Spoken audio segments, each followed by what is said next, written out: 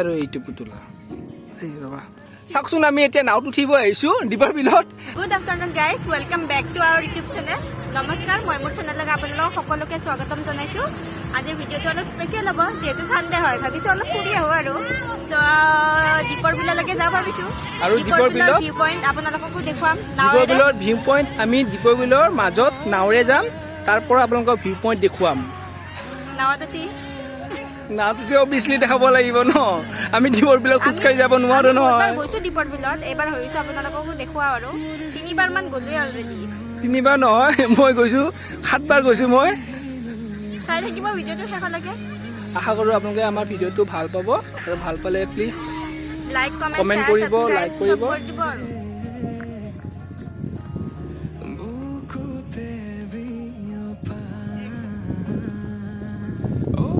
এয়া আমি নাৱত উঠিব লৈছো দীপৰ বিলৰ মাজলৈ যাম এই দাদাজনে আমাক সহায় কৰিব লৈ যাব সদিতা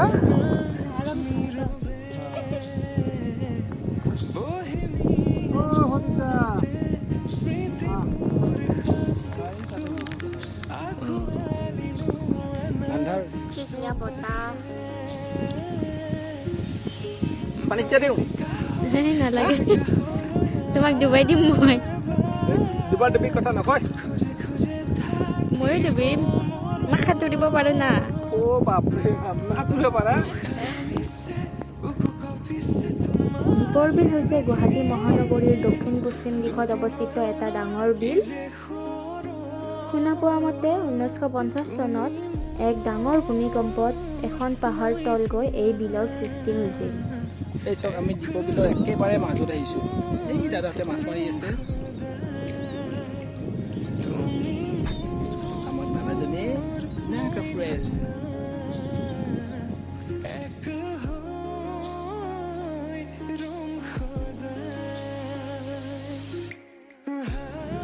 আজি মই জাল মাৰিম দাদাৰ লগত পদিতাৰ লগত আৰু ইয়াতে মাৰিম ইয়াতে বনাম ইয়াতে খাম বনাব পাৰিবা তুমি উইদাউট গেছ পাৰিবা পানীৰে বনাম পানীৰেতো বনাব পাৰি এইবোৰ চাওক কি ডাঙৰ ডাঙৰ চৰাই দীপৰ বিলৰ মাজত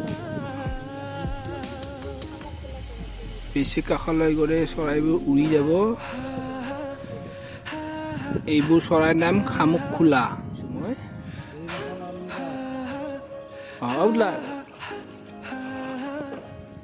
চাওক দাদাজনে ধুনীয়া কৰি জাল পাতি আছে পুৰা মাছ মাৰিব আৰু গধূলিলৈকে পাব গধূলি নহয় নেকি ৰাতিপুৱা ন ৰাতিপুৱা মাছবোৰ উঠাব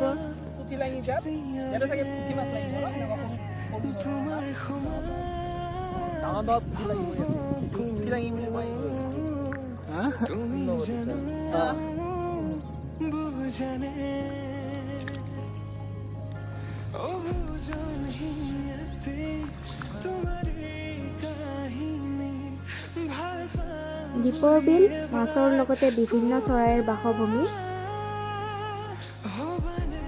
প্ৰায় 100 বিধ প্ৰজাতিৰ চৰাই এই বিলৰ আৱাসী তদুপৰি শীতকালত বৃহৎ সংখ্যক পৰিভ্ৰমী চৰাই ইয়ালৈ আহে আৰু এইটো পুতলা পিনে এয়াৰপৰ্ট আছে মানে এইটো চাইডত দেখা পোৱা নাযায় বাৰু বাট আপোনাক চাইডবোৰ কৈ গৈ আছো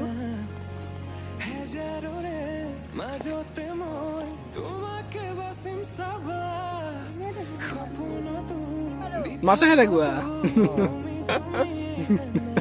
ইয়াতে এটা ঘৰ বনাই ল'ব চাংঘৰ পাতি কিনে ৰাখিব লাগিব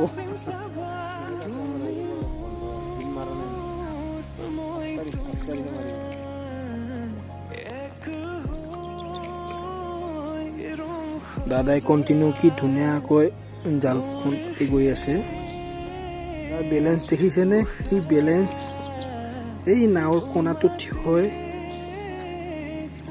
দাদা আপোনাৰ হেভিত হৈ গৈছে ন আপোনাৰ হেভিত হৈ গৈছে ন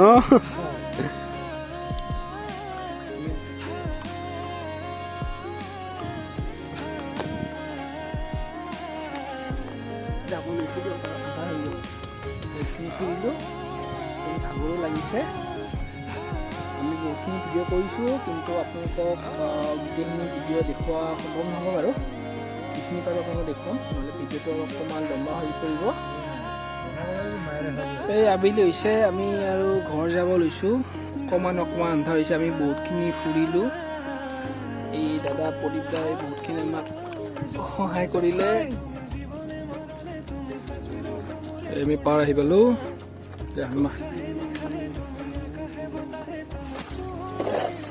এই প্ৰদীপ দাই আমাক ধুনীয়াকৈ দীপৰ বিলখন দেখুৱাই আনিলে দীপৰ বিলৰ মাজৰ পৰা।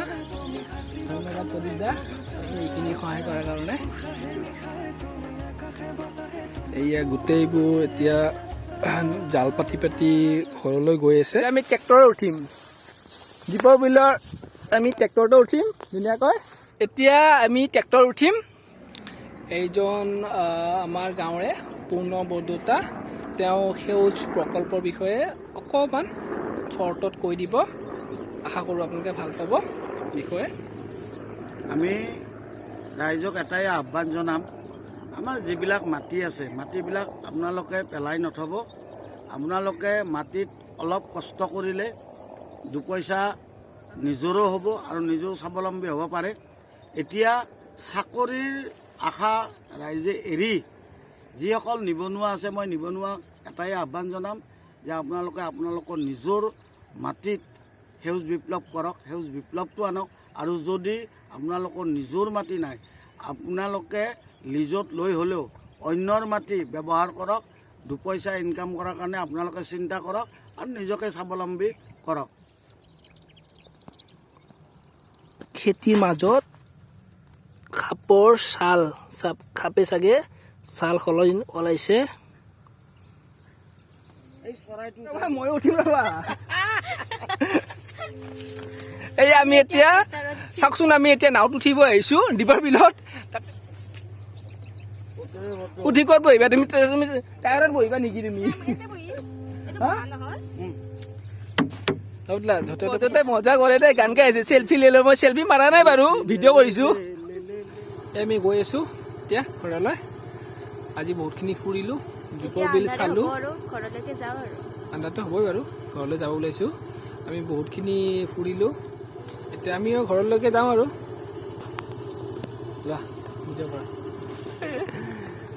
ভালকে উঠো আমাক। আবেলি হৈছে, গোটেই গৰুবোৰক লৈ গৈ আছে।